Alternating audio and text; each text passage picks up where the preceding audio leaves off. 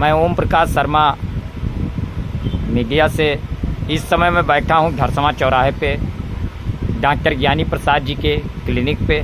यहाँ पर हमारे 60 आम आदमी पार्टी के कुछ महत्वपूर्ण पदाधिकारी बैठे हुए हैं। श्रीमान शैलेंद्र तिवारी आशीष जी, श्रीमान डॉक्टर ज्ञानी प्रसाद जी, श्रीमान श्यामलाल आर्य जी। मैं जानना चाहूँगा सर्वप्रथम श्रीमान आशीष तिवारी, शैलेंद्र तिवारी आशीष जी से कि आपका इस समय संगठन में क्या दायित्व है। श्रीमान तिवारी जी, आप बताएं कि इस समय आम आदमी पार्टी में आपका क्या दायित्व है और आपकी पार्टी की स्थिति जो दयनीय श्रावस्ती में बनी हुई है, इसका जिम्मेदार कौन है। बहुत बहुत नमस्कार भाई साहब। श्रावस्ती सोशल मीडिया के आप एक मजबूत स्तंभ हैं, आपका हार्दिक स्वागत है। आपने 2 सवाल एक साथ पूछे हैं। सवाल के पहले हिस्से में आपने किया है कि आपका इस समय पार्टी में दायित्व क्या है, तो आपकी जानकारी के लिए, अपने मित्रों की जानकारी के लिए हम आपको बता दें कि हमारा दायित्व इस समय आम आदमी पार्टी जो बौद्ध प्रांत है उसमें प्रांतीय सचिव का दायित्व है और बलरामपुर जनपद में सह प्रभारी की भी जिम्मेदारी साथ है। दूसरा सवाल आपने पूछा है कि पार्टी की श्रावस्ती में हालत दयनीय क्यों है, तो मैं इस बात से आपके असहमत हूं और इसका पूरा खंडन करता हूं। हमारी पार्टी की हालत पूरे देश में कहीं भी दयनीय नहीं है।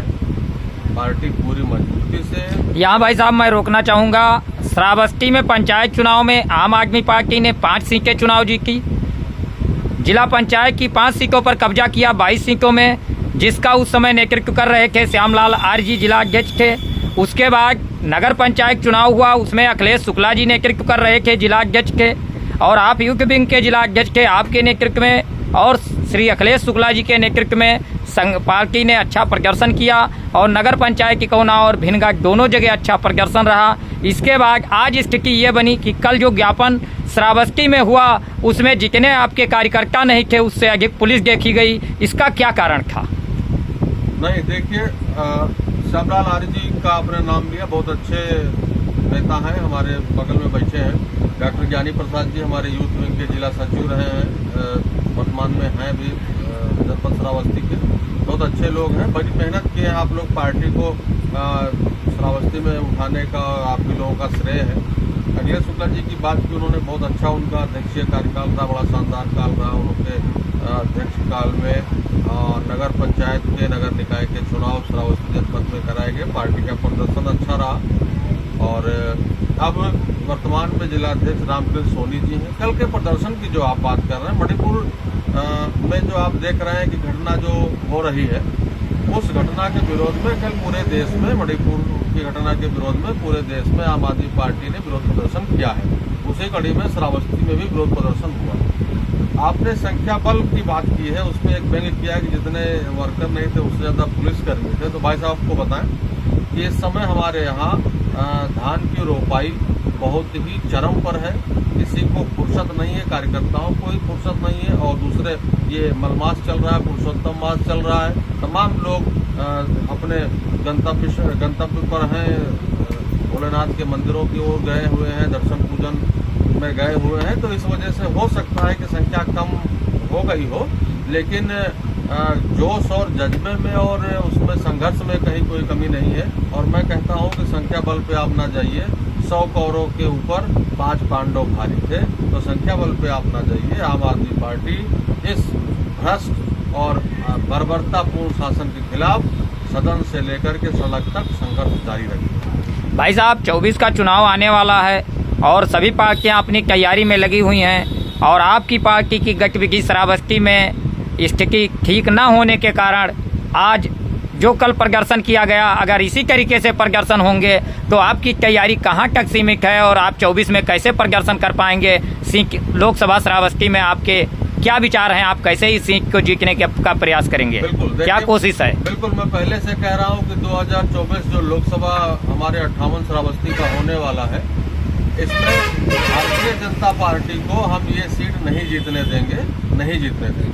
आप देखें कि हमारे यहाँ पार्टी का एक अलायंस हुआ है, विपक्ष की 26 पार्टियों का एक अलायंस हुआ है जिसका इंडिया नाम रखा गया है।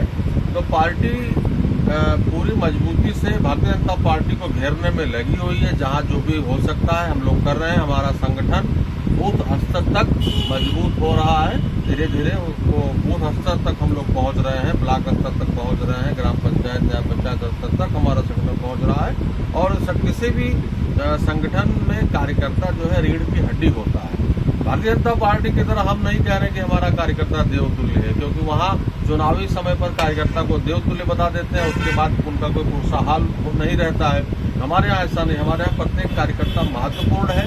प्रत्येक कार्यकर्ता अपने आप को अरविंद केजरीवाल और माननीय संजय सिंह समझ करके काम कर रहा है। पार्टी बूथ स्तर तक अपनी कमेटियां बना रही है, गठित कर रही है। और 2024 में पार्टी का जो भी दिशा निर्देश होगा उसमें पार्टी पूरी खरी उतरेगी।